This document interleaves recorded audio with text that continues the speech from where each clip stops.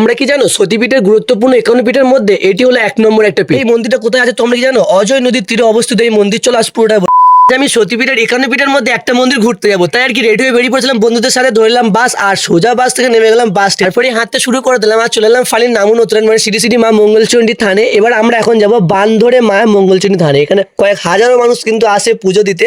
আর যেহেতু আজকে হচ্ছে মায়ের পুজো আর যেটা হয় হোলির সময়তেই চলে এসেছে সবাই মায়ের কাছে, আর আমিও চলে এসেছি। চলো আজকে মায়ের সম্বন্ধে তোমাদের কিছু কথা শেয়ার করি আমি। সতীপীঠের গুরুত্বপূর্ণ 51 পীঠের মধ্যে এটি হলো 1 নম্বরে একটা মন্দির, যেটা নাম হচ্ছে মঙ্গলচণ্ডী। হ্যাঁ, তোমরা কি জানো এখানে কি আছে?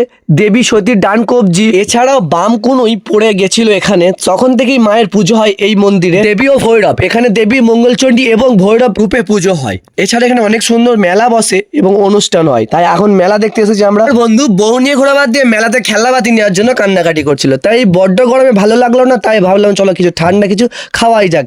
তাই এই কাকুর কাছে চলে এসেছিলাম আর কাকু বললাম ঠান্ডা কিছু দাও, তাই এক ঠান্ডা থামস আপ টাইপের কিছু দিল। চলো এটা কি আপাতত প্রাণটা বাঁচালাম। এবার এখানে অনেক বড় একটা অনুষ্ঠান হয়, মানে মদ চপ খাওয়ায় আর হাজার হাজার মানুষ কিন্তু এখানে মদ চপ খায়। তাই আর দেরি না করে চলে এলাম আমরা কিন্তু মদ চপ খেতে। দেখতেই পাচ্ছ এখানে অলরেডি অনেক মানুষ কিন্তু বসে আছে মদ চপ খাওয়াচ্ছে। তাই আমিও কিছুক্ষণ পর লাইন দিয়েছিলাম, তারপর বসে গেলাম। চলে গেলো পুজোর ভোগ, তারপরে ছিল মদ চপ। খাওয়া দাওয়া কমপ্লিট করে আমরা এখন যেহেতু অনুষ্ঠান হচ্ছে গান, তাই এখানে দিদি ভাই বুনি ভাই মানে সবাই এখানে অলরেডি গান শুনছে।